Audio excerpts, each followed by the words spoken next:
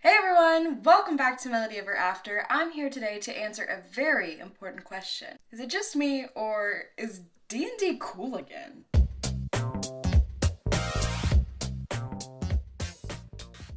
This is my dungeon. These are my source books. This is my dice tower. This is my gelatinous cube. These are my D&D ring magic item replicas. Seems like in today's day and age, D&D is a totally normal hobby, and Dungeons & Dragons isn't just for mouth breathers anymore, it's for cool people like me. Don't pan to the stuffed animals. Dungeons & Dragons has a huge history of waning in and out of popularity, and despite it being immortalized as that weird game from the 80s, I'd say that it's more popular now than it ever has been. Throw a rock into a college campus and you'll hit someone who has played or plays D&D, right before you get escorted off the campus by the police for assault. But it hasn't always been this way. In fact, I don't even remember anybody playing D&D during my childhood. Remember when people liked to skateboard? Do a Bertleman, do a slappy, do a drop in, do a soul grind, do a kick flip. All right, nice ollie. I thought it was Tony Hawk. Mary kick flip. Seriously, D&D is like everywhere. The Dungeons & Dragons movie, Critical Role, Dimension 20, Vox Machina, on TV, on podcasts, YouTube, in books, in media. It pops up all the time. Even celebrities have been known to play D&D. Magic Mike's Joe Manganiello is a DM for Paul Wright, James Gunn, and Vince Vaughn, and more. Terry Crews, Matthew Lillard, Vin Diesel, and The Rock have all admit to playing D&D and enjoying it. And I just feel like that wasn't something that was talked about in media or in the tabloids as of like 5-10 years ago. Am I crazy? It just baffles me that in the 2000s, it seems like Dungeons & Dragons was what was considered a mouth breather activity, but now everyone and their dog plays it. Which begged the question, what happened? I did a ton of research, and I was honestly looking for answers for myself more than anything, but I decided why not make a little video about it, since I make little videos about everything else anyway. I'm proud to present a not-so-brief history of why D&D became popular all of the sudden.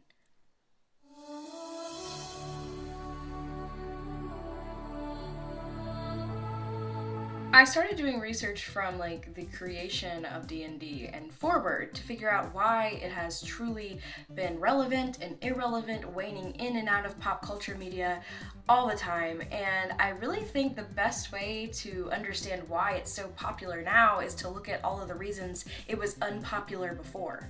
It's the 80s. There is a dawning of entertainment that only nerds are into. That doesn't mean that non-nerds didn't like these things individually, but things like high fantasy media, sci-fi media, video games, home video games, and arcade games, and tabletop role-playing games like Dungeons & Dragons were a part of this entertainment genre that I'm going to classify as nerd culture. From what I can find, it really seems like arcades were the first place that nerd culture became a subgenre of entertainment. Arcades were fun places for people of all ages, but in large towns they were kind of considered seedy. Arcades were dark, cheap, and loud. Pot smoke and cigarette smoke hung in the air, and it made for the perfect environment to do a quick drug deal or teenage finagling.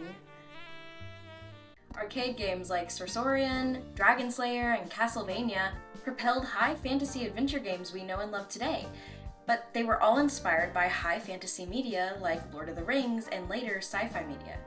That's because these entertainment engineers and tech designers were, well, nerds. Aside from a seedy crowd, teens who loved fantasy, sci-fi, and technology flocked to these arcades as a place to experience non-athletic fun and activities. This, coupled with the edgy crowd that frequented arcades, caused a clash of genres of sorts. All right, fine, I'll be a dwarf, but my name is Carlos. Carlos the dwarf? Yeah, you got a problem with that, Gorthon? No.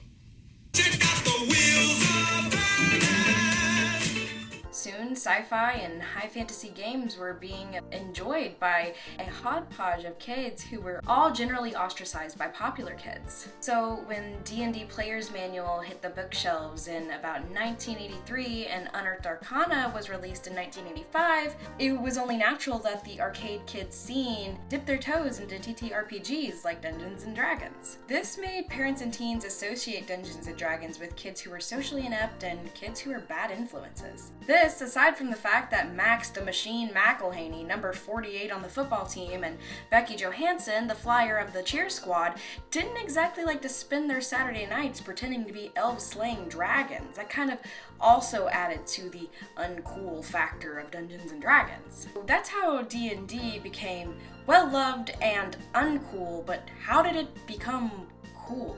I think it's time we break down a timeline. We're going on a speed run. In 1974, Gary Gygax released the first version of D&D. It was confusing, but his publisher and editors were able to convince him to revise the game to make it accessible and fun for teens. In the late 70s, entertainment engineers and designers started developing arcade machines with storylines that were rooted in sci-fi and fantasy, inspired by media like Doctor Who, Star Trek, Lord of the Rings, Dragonsong, and eventually Star Wars. In the late 70s and 80s, a combination of arcade fever, better special effects in sci-fi and fantasy film, and psychedelic music propelled interest in Dungeons & Dragons. It created an overlap of media from hard rock and kind of stoner kids, as well as the nerdy, unpopular kids. The modern genre of nerd culture was born. It was revived from the ashes of the comic book and spaceman craze of the 1960s. D&D and media like it was heavily enjoyed by social outcasts and non-athletic nerds everywhere, as well as some popular kids individually. Then, in 1979, James Dallas Egbert III, a 16-year-old child prodigy, disappeared from his Michigan State dorm. He was later found in a tunnel system beneath the campus having a psychiatric episode. Despite the fact that he was a child prodigy, 3 to 5 years younger than the rest of the students on campus, struggling socially, mentally, and as well with substance abuse, he was an avid D&D player, and his parents believed the episodes were caused by Dungeons & Dragons. They said that the game caused him to have blurred lines between fantasy and reality. In 1980, James commits suicide, and his parents, as well as other Christian activists, blamed Dungeons & Dragons. In 1982, high school student Irving Lee Pulling died after shooting himself in the chest. Despite an article in the Washington Post at the time commented that Pulling had trouble fitting in, and Victoria Rockcharlie, a classmate of Irving Pulling, commented that he had problems anyway that weren't associated with the game, they still blamed Dungeons & Dragons for his unfortunate death. It's almost like when socially struggling kids are ignored and relentlessly bullied and their needs and wants are continuously put off by their parents and peers, they get depressed. Weird concept. Irving's mother, Patricia Pulling, believed that her son's suicide was caused by him playing D&D. At first, Patricia Pulling attempted to sue the principal because he played a game of D&D that the principal ran, and she insisted that a curse that the principal and DM put on her son's character carried over into real life and caused him to commit suicide. She also sued TSR Incorporated, the publishers of D&D. Despite the court dismissing the cases, Pulling continued to campaign and formed Bothered About D&D, or BAD. Pulling described D&D as a fantasy role-playing game which uses demonology, witchcraft, voodoo, murder, rape, blasphemy, suicide, assassination, insanity, sex, perversion,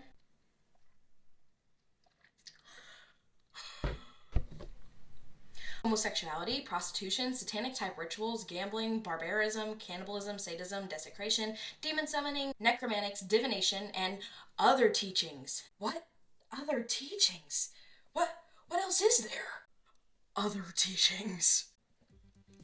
This spread a false narrative to conservative and Christian activists who had never even played the game and encouraged them to ban it, as well as even burn copies of their kids' books. Even though at the time, Dungeons & Dragons was almost exclusively inspired by media that baby boomers and the silent generation loved, like Lord of the Rings, because they had never played it and they followed this false narrative, it spread really harmful ideology about what happens during a D&D game. And I don't really understand understand how this is supposed to discourage someone from playing D&D, but they even went so far as to create political cartoons that are just kind of weird and campaign material to boycott this game. Which spell did you cast, Debbie? I used the mind bondage spell on my father. He was trying to stop me from playing D&D. The game was eventually misconstrued as demonic. Enter Satanic Panic mode.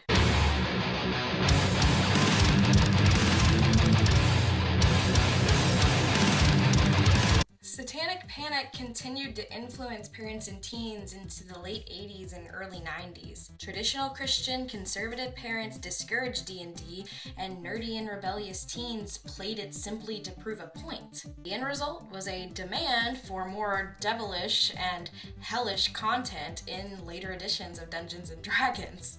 The second edition of the game in 1994 introduced interplanar and interdimensional travel, which introduced hellish landscapes and races like the Tiefling, which according to the lore of the game is a character who is born of demonic lineage or someone who is cursed by a demon. In the late 90s and early 2000s, nerds still played D&D, but they did it quietly. The demonic imagery of the game now proved the conservative Christian right-wing extremist standpoint that D&D had demonic imagery in it, and justified the overly involved parents' concerns. I'm gonna go out on a limb and probably just assume that these parents encouraged the bullying or turned a blind eye to when their kids bullied D&D players, because now it was a weird thing to like.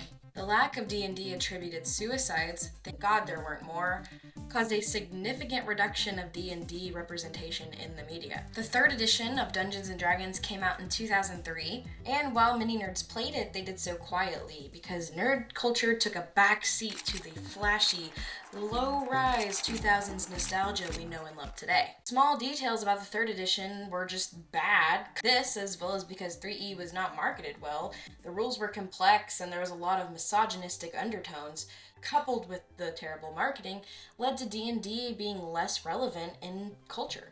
From 2000 to 2013, I'd even go as far to say that D&D was pretty much culturally extinct.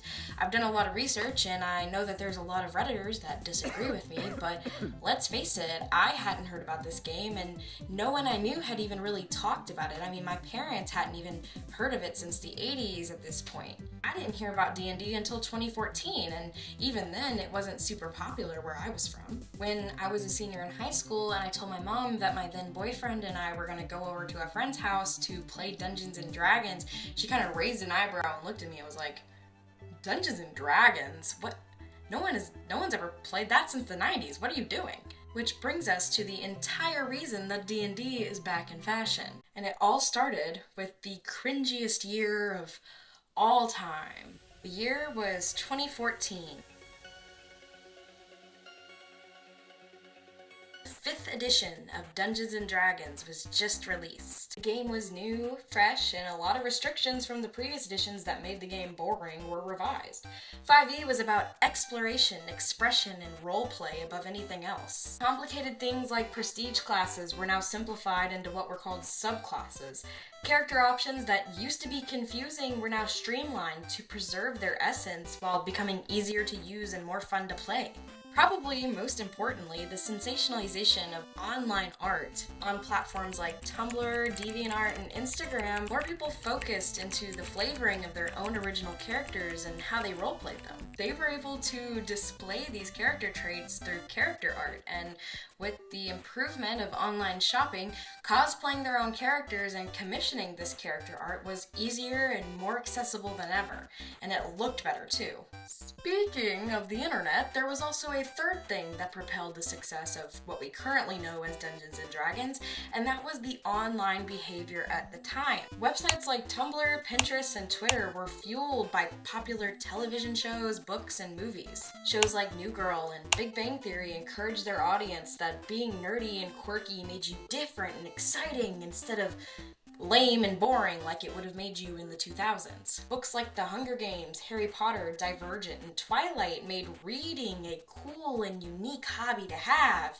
And people use these online platforms like Tumblr and Twitter to talk about fan theories, make fan art, make fan fiction, and sell handmade merch inspired by their favorite media. Shows like Doctor Who, Supernatural, and Sherlock got huge followings by teenage girls and teenage guys alike on these sites. Being a nerd was officially quirky. Thus, the Super Hulock era of the internet was born. Coincidentally, the 5th edition of Dungeons & Dragons came out during the Ermagerd era of the internet, and its new robust character design mechanics encouraged even new players to get really creative when it came to building a character, even taking inspiration from books, movies, and shows of the time. People loved making characters in D&D inspired by their favorite pop culture icons. Many players went on to design their own in-game races, classes, and monsters inspired by their favorite books and movies. This was called homebrew. It was like being able to have a Time Lord in Dungeons & Dragons, or have your character speak Parseltongue. Homebrew has always been around, but I think it really took off in 5e because of 5e's open gaming license. This allowed creators to sell their homebrew on the DM's Guild, or independent sites like Patreon for profit.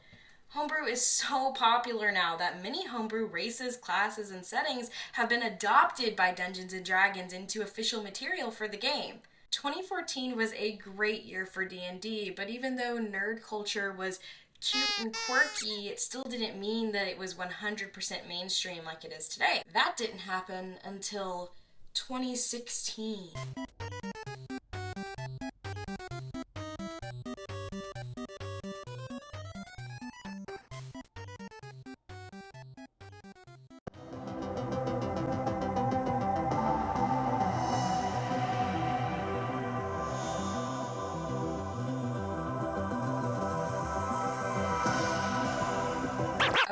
Okay, no. Stranger Things was not the only thing. It was not the sole factor that made D&D popular again. That would be a crazy thing to propose. Matt Mercer created a podcast called Critical Role in 2015, and by 2016 it really took off on podcast websites as well as on YouTube.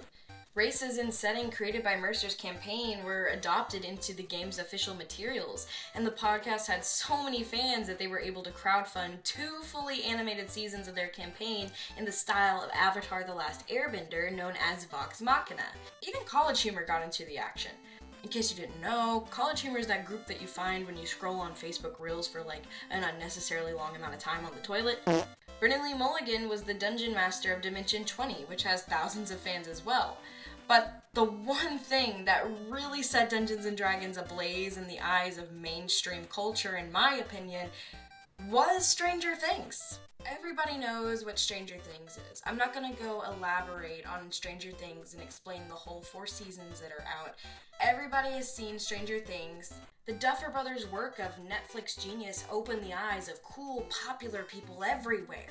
Because Stranger Things was cool, the game that they reference in Stranger Things, Dungeons & Dragons, made the game cool by default. 2016 was the year that a Stranger Things box set of D&D starter kit hit the shelves at Barnes & Noble, and these unicorn frappuccino, hydro flask toting, scrunchy wearing girlies lost their ever-loving noggins. Soon, playing D&D was cool again, as well as obnoxious mom jeans, Kylie Jenner lip kits, and big-ass eyebrows. Oh my god, those eyebrows. I have a theory that because Stranger Things had such a long stretch from 2016 to 2023, as long as they keep referencing Dungeons & Dragons in the show, it will continue to be popular. That's because we don't really have a satanic panic crowd that really cares about what the youth plays these days. Satanic panic right now is more about wondering why Doja Cat shaved her head or chugging shots of ivermectin when you get a cold. But seriously, I cannot go anywhere without seeing Dungeons & Dragons now. From the grocery store clerk who bagged my groceries a couple months ago who had the D20 drinking tumbler, to Target selling officially licensed Dungeons & Dragons dice as well as source books, to the nerds gummy clusters that were inspired by mimics from Dungeons & Dragons, to the Dungeons & Dragons movie that we watched last summer. I see that stuff everywhere. I just feel like it's more relevant than ever. There's a good chance that if you tell someone, hey, I play Dungeons & Dragons, they'll say, oh cool, I play D&D too, or they'll say, oh, my daughter plays that. Everyone knows someone who plays D&D, and that is definitely not how it was when I was growing up. I'd like to think that the world has become a little bit kinder and the nerdy kids are no longer the butt of anyone's joke. I'd like to think that cool kids everywhere have opened their minds to nerdy and geeky culture. But I really think that the internet and pop culture have just kind of temporarily propelled Dungeons & Dragons to the point of being borderline cool due to it frequently appearing in movies, shows, books, and video games. But whatever the case, I'm really glad that Dungeons & Dragons has come to the surface in the sea of relevancy. It's a fun way to hang out with my friends and disconnect from my devices and gives us a creative outlet to share ideas and stories because people are storytelling animals. We've told stories since the dawn of time, and Dungeons & Dragons is such a cool, therapeutic, and fun way to tell stories. If you like this video, I'd really appreciate it if you liked and subscribed.